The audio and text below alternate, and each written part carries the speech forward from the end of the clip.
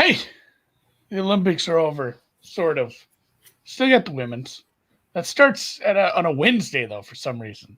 They're moving that one up a little. I guess such is life. You got to get in the closing ceremonies at the right time. Fun ending.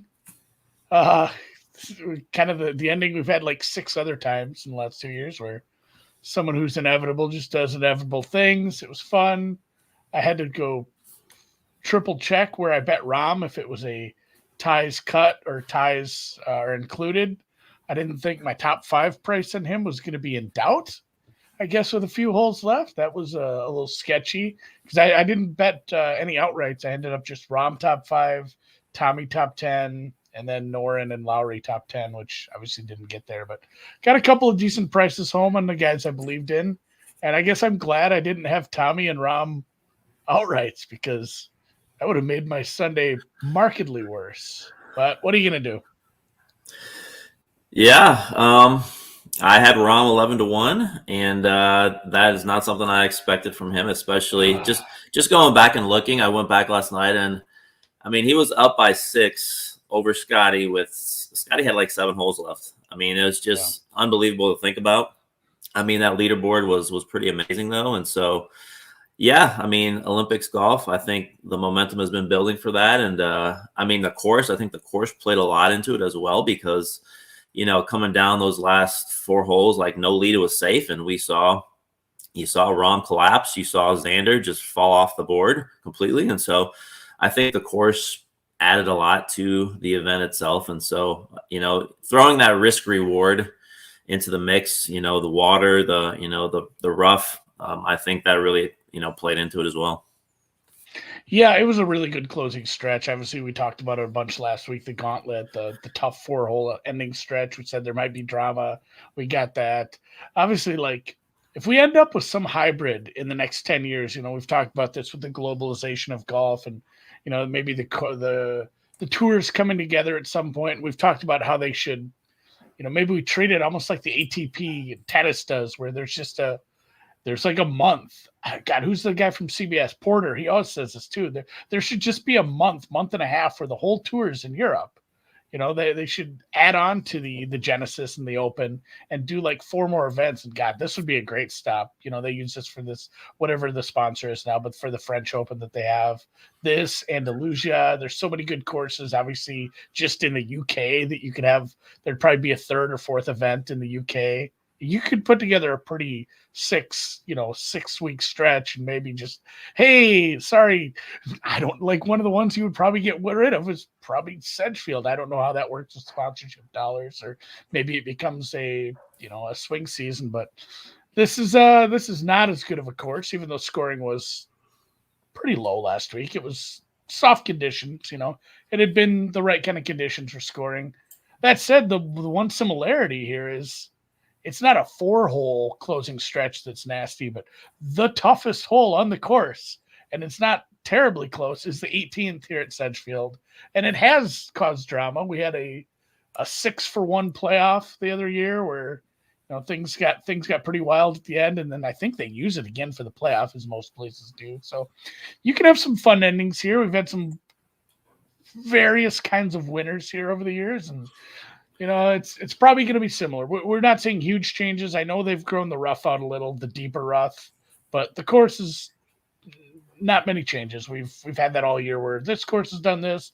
This course, Sedgefield's just Sedgefield. It's probably going to be pretty similar. We're going to see 20 under for a winner.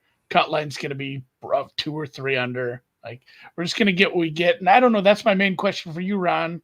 Is we have different levels of course history. How you've played on comp courses, that matters at different levels each week. How are you using that this week? Yeah, I think that's really important this week. Sedgefield is kind of in that group of courses where, shorter course, finding the fairways is, carries a lot of worth here this week.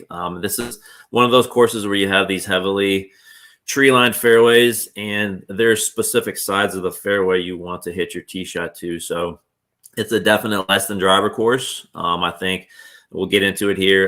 This is one of those where distance from edge of the fairway, being able to have, pretty much, strict control of your ball off the tee is really important. And you got some tricky elevated green complexes here.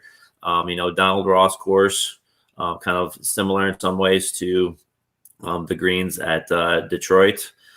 So, yeah, I mean, you look at the winners here. I mean, Lucas Glover, Tom Kim, Kevin Kisner, JT Poston. I mean, we're talking about these are not bombers off the tee. So this is definitely more of a shorter test where, short to mid irons, wedges, consistent putters on Bermuda greens, kind of what you're looking for this week. Yeah, for sure. Shorter. We've had some, I don't want to call it like strange winners, but it is one of those where, the guy who can spike the putting that week can just win. There's people who've gained like 10 strokes on the greens here. Jim Herman. Yeah, I got to say Jim Herman. It's multiple. He has won multiple times, but the other one was like, God, that was a ways back. And he was, 600 to 1. It's a huge number. That was a very strange week. I don't think, even when there's like some crazy long shot first round leader, somebody weird wins, there's always somebody who has like a price. Like, I took a shot at this guy for this reason, or he went to my college. And I don't think I saw like any Jim Herman tickets that week. It was just a strange outlier. You brought up Detroit, Eastlake as well. We have a couple Donald Ross designs. Obviously, Detroit isn't a good comp course for anything else because you're talking Michigan compared to North Carolina. The agronomy is quite different. But like you said, the design, some of the green complexes, if you want to look at maybe how some of the people who played up in Detroit played around the green, because chipping is kind of important when it does turn into a little bit of a birdie fest putting contest. We talked about how high greens and regulation is here, but at the same time, it might be one of those where you do want to look at proximity, which I don't always love because it's, hey, if everybody's hitting the green, that's great. Are you actually getting putts you can make? Are you actually scoring on the 10 scoreable holes here? There's drivable fives. There's a bunch of short par fours. Then you bring up the less than driver thing. It is a short course. It is a 70, so you have 2 less par fives, and it can be, it can be anyone. There's a bunch of guys who have that in the bag. Even the guys who are longer off the tee, if they want to club down and they're strong enough in irons, it's just there's a massive swath of guys that have the skill set to win here, which makes it tough, but kind of makes it fun for maybe more so for DFS because I think you can put together some pretty gross lineups and get some sixes here. Yeah. This is a week where, you also have the whole FedEx Cup. This is the last event before the playoffs start. So, again, like last year, it's only top 70 getting in. So you have a whole bunch of guys, a lot of guys who played actually in the Olympics, like, Victor Perez, Nikolai Højgaard. Some of these guys are kind of in that 70 to 80 range who are, playing for a spot to keep going next week as well. Yeah, was it? I looked it up earlier, and I wish I think I have it written down somewhere. But the Glover thing, that's such a narrative that people like poo-poo, like, oh, well, he needs these points to get in. Well, it's hard. Everybody's trying to win the golf tournament. You shouldn't bet on a guy who he needs to win this to get in or whatever. But like Glover needed like a second or better. I think he needed T2 or better. And then, he was in a playoff that didn't even guarantee him that at a certain point. So it's kind of wild that I don't know if that would have done it. If he would end up losing the playoff, I don't think he'd have been in. So it's crazy. Like sometimes that shit does happen. You don't want to just dismiss it. If you're looking at like, hey, I think this guy has the skill set, the form, the makeup to win this tournament. Don't let that deter you just because it's like, oh, he has the pressure of he's on the bubble. Like those bubble guys, if you like him, you like him. I'm saying I wouldn't use it as a, like, I'm only betting this guy with it, but some people are like, everybody's on him because he needs to get in. Don't let that deter you. Yeah, and he's on the outside this week again. Like, I think he's like 75th or something. So he's it's interesting how some of these guys, you think they're higher than they are, but they're, there's a lot of guys who are out of the playoffs right now. And that's the thing. It's just so top heavy. There's so many good golfers. That was a crazy run too. What is this? Why is it doing that? I hit a button by accident there. Put a message on screen. Yeah, that was a crazy 2-week run for him last week. I don't know any other thoughts on the course before we get to some odds. Yeah, I think as we get into the rabbit hole here, we'll kind of look at off the tee is important. I just think putting streakiness. I think we have the floor ceiling filter in the rabbit hole. I think guys who can pop on Bermuda greens, guys who have a lot of experience playing down here in the South, this Carolina type course has a definite feel to it. And these greens are a little bit faster as far as Bermuda goes. So I think putting is definitely maybe an X factor this week for sure.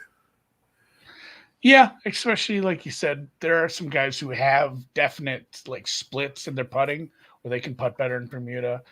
My only other notes were just like the 8 par 4s, and I'm sure this is going to be in your preview as well. There's so many of these par 4s that are just over 400 yards, 400 to 450. Yep. Yeah, it's a shitload of them. It leaves you so many of these like 1 to 150. For some of these guys, it's like a pitch. That's still a tough shot for me, but so many of these short to mid range iron guys. So if we say spike putting too much, you also kind of need spike irons, like I alluded to with the proximity. Like the guy who's throwing a bunch of darts, like, oh, he's making every putt. Well, he's making every putt because he's just firing darts with his irons this week, and they're undulated. There's some spots where you're going to land and it's not going to be great. So you do need guys who are, setting themselves up for scoring. Driving accuracy, Bermuda putting, and then honestly, maybe even looking at Eagles are on these. I know they're only the 2 par 5s, but Christ, they're like super scoreable 5s, especially for the guys who have distance and accuracy. Yeah, I'm glad you mentioned the spike approach because looking right now at my data, this is actually the easiest course on tour to gain strokes on approach. So, this is one where even if you're looking at inside 150, outside 150. So, and then actually, if you look the short game, it's kind of in the top 15 toughest courses for around the green and even putting on these greens. So, I think that's another good thing to look at is people don't think about spike approach play, but for some reason this course plays somewhat easy with the short to mid irons. Yeah, and obviously there's some guys that can definitely do that. Do you have any trepidation about the guys who played in France as far as like the travel? It's not that bad. It's that's funny. It's funny going backwards when you travel against the time zones, but it's not like these guys don't travel 50 weeks a year. I mean, they're not flying coach with some screaming kid for the most part. Like they've got shit figured out, I would assume. Yeah, it's straight across the ocean. North Carolina is right on the coastline, so it's kind of almost probably similar to a coastal American flight. So I wouldn't put too much into it this week at all. Did you want to do odds? We need to pull up the. I'm a stand-in host. Noonan is. We should talk about Noonan. Noonan is going to Wyndham. That's why I'm here. I didn't even mention that off the top. I just said, "Hey, welcome in." But Noonan is flying right now. That's why he's not available today. He will be hopefully checking in, maybe even from the media tent tomorrow, joining me for the betting shows. We go over everything, and he'll be at Sedgefield the whole of the beginning part of the week here and into the start of the tournament. So hopefully we get some fun boots on the ground reports. I'll make sure he tweets a bunch of stuff from the actual house Betsperts golf account. Anything he's figuring out when he's talking to these golfers or checking out the conditions. Yeah, you want to just pull up the rabbit hole and just do a quick model, or I know you guys usually do that tomorrow, but we can pull up if you want to do a quick one here.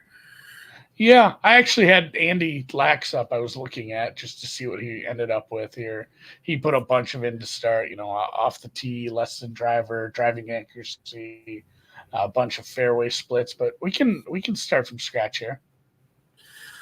I don't know if you wanted to just kind of simplify it and go to the basis elements. What's your driving off the tee? What's your off the tee kind of theory here? Yeah, so first, we have obviously the splits that nobody else has where you can go in and we have less than driver. So this is definitely, I think 58% is the driver usage rate here, which is way below tour average. So yeah, I'm going to go. What I like to do is, I know some people take lesser sample size. I like to go like last 3 years. And you can do whatever you feel comfortable with that, but I'll go last 3 years, less than driver. And I'll take off the tee. So, that's one kind of my big one off the tee, and then the other one is those are some big sample sizes too. And that's the thing, when you do use a split in the in the rabbit hole, and you say I want less than driver, I want big greens, I want fast greens, I want tough conditions. Like I really hate going to like just leaving on last 6 months because the samples are so small. So I 100% with you using a big one.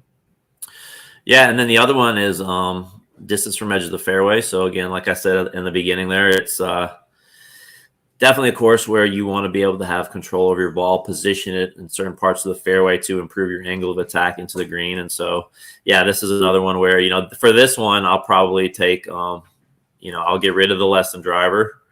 Sure. And I forget that too all the time. But those tabs are right there. And so, yeah, for this one, I'll probably go 12 months on this one, because it's taken every course is measured here when you, just take the plain split. So those will be my main two off the tee this week. I'll get rid of the other one when we end up putting this all together. Approach buckets. Are you thinking just general approach? Are you looking at some of these from fairway? What's your fairway hit rate? Are you assuming most of the guys, because it isn't just a bomber's course, a lot of the guys who will be successful will be hitting mostly from the short stuff? Or have we seen guys been able to, be a little squirrely with the driver and still score here? Yeah, so the fairway, let me see my stuff here. So, yeah, so greens and reg from the fairway is, it's 86%. It's massive, and that's why the approach, golfers can gain so much on approach. But I mean, the actual driving accuracy is only 62%. It's pretty much average, and so, yeah, you do have a good number of play from the rough here. So, yeah, we do have on the rabbit hole, we do have overall approach accuracy coming soon, where you can just take fairway and rough together. I know some people like to just do it that way. But yeah, I'll just look at it, if you want to take a kind of a 60-40 split, 60 from the fairway, 40% from the rough when you build your model. I think we're good just looking at fairway here.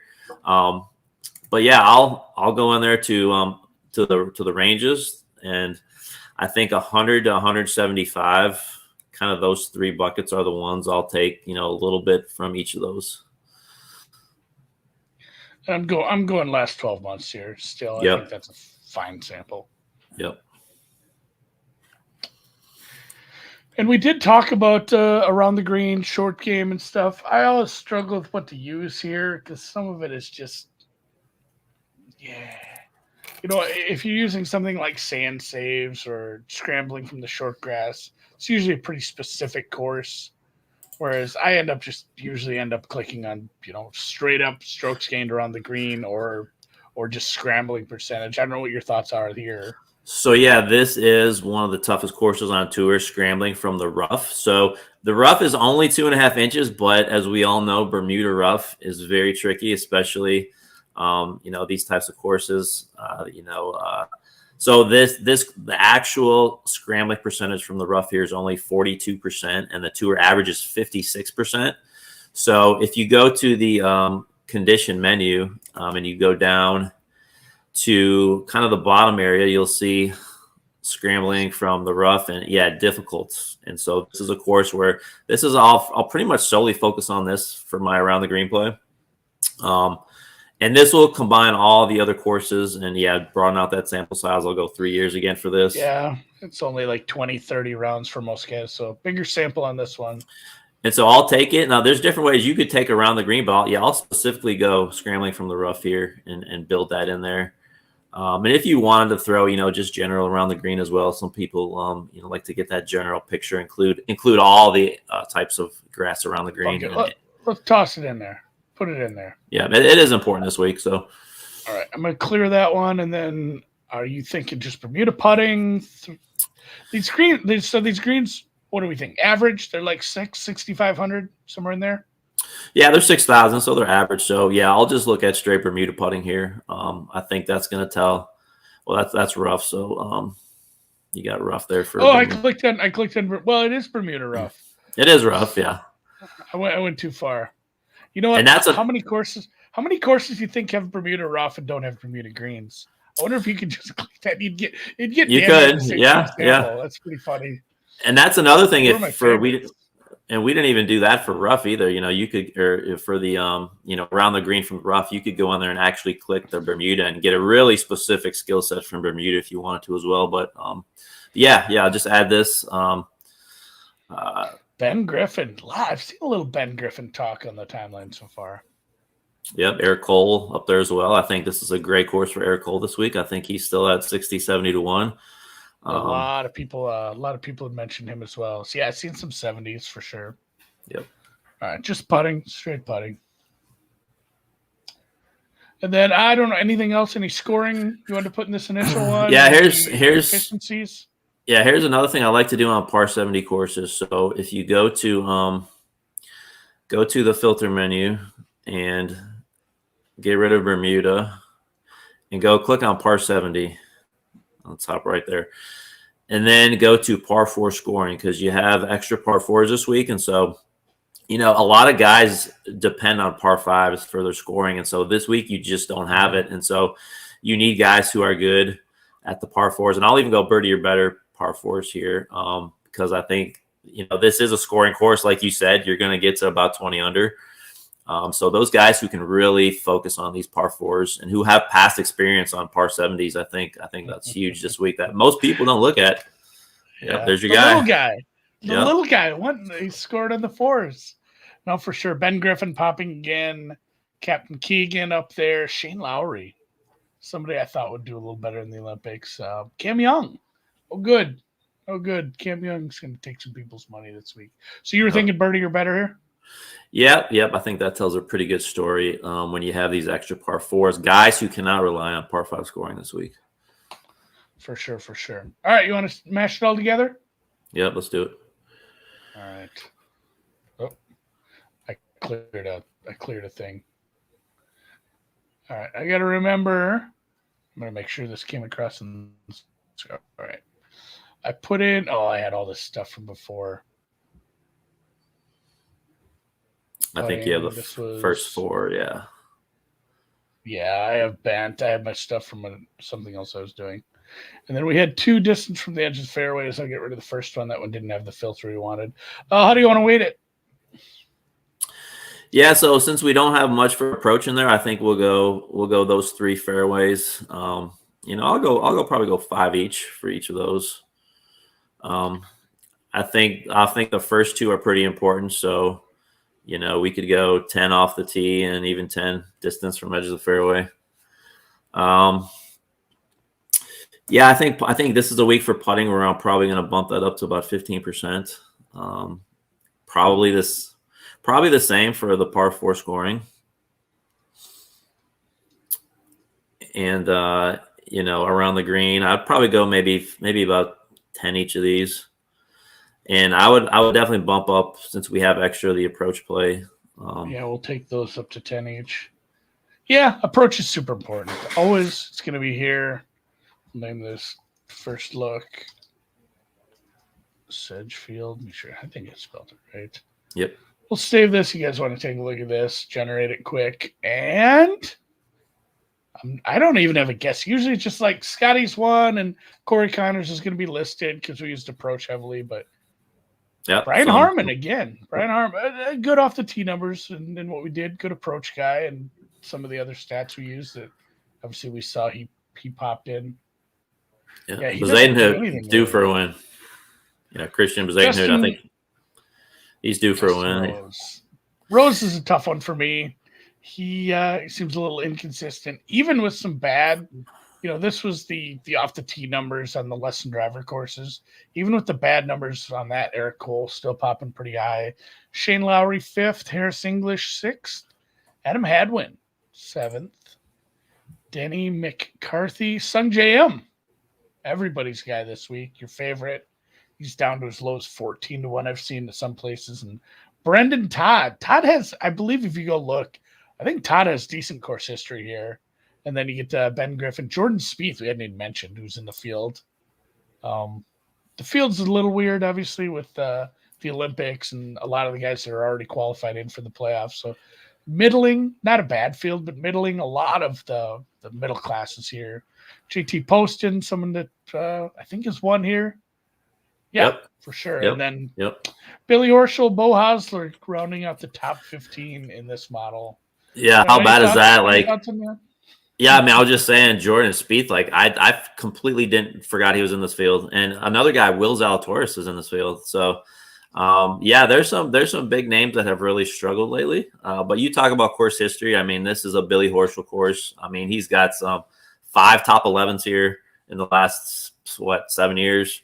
Obviously, Webb Simpson has a house right on the course here. Named his daughter, as everybody knows, after the Wyndham Championship. So yeah, Sung Jae has second, ninth, sixth there. So Siwoo Kim has 4 top 5s. So this is for sure a course history place where you want to definitely look at who's got good track records here. And so, yeah, some interesting names at the top for sure. Yeah, and I know some of the things we threw in the model are course history adjacent. Like if you put in Bermuda putting and less than driver and difficult to score on, and some of the splits we used, we're describing this course. Obviously, that's what we're doing. It makes sense, but we didn't actually go in and say course history. We didn't go in and look at comp courses or anything like that. So I think when I do it, my model's not going to be too dissimilar. We're pretty much in alignment on what's important here. I think it's one of those weeks where it's very apparent what's important here. There's just so many guys that are, have that floor and ceiling that can be able to do all of these things and then find that spike putting week. So between what we've done, maybe looking at some of the spike putting stuff, the spike approach stuff, and then pulling up some course history and comp courses, I think that's probably the recipe for the week.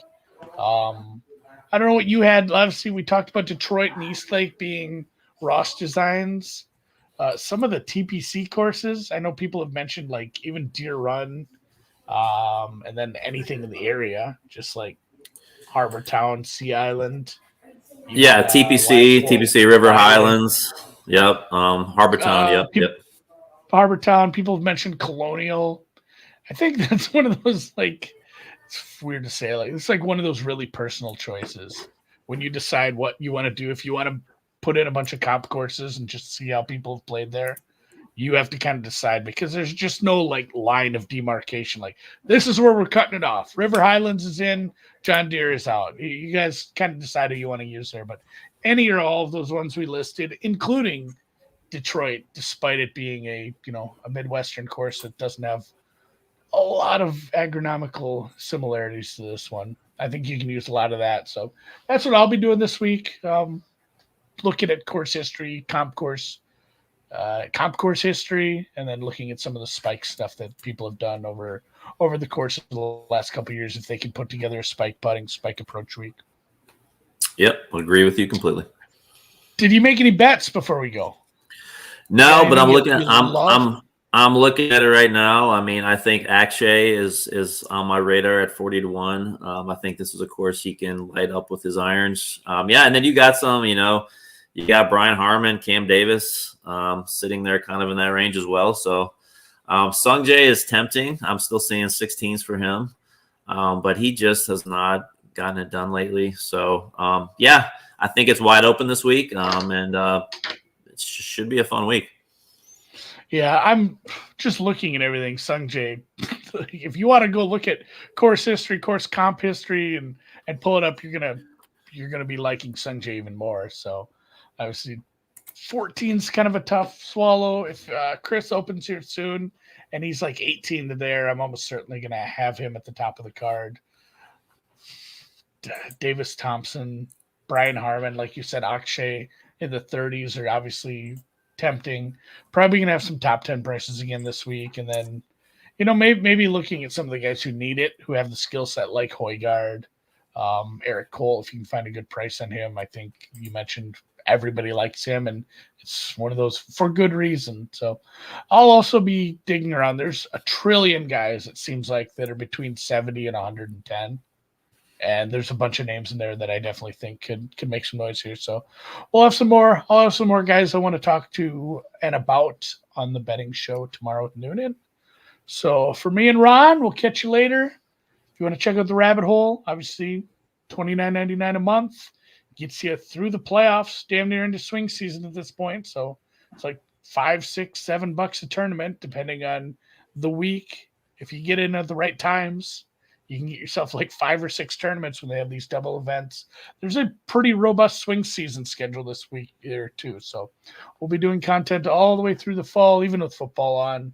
Betspertsgolf.com, at Betspertsgolf on Twitter. I'm Ron. I'm Andy. He's Ron. Vice versa. Catch you guys later.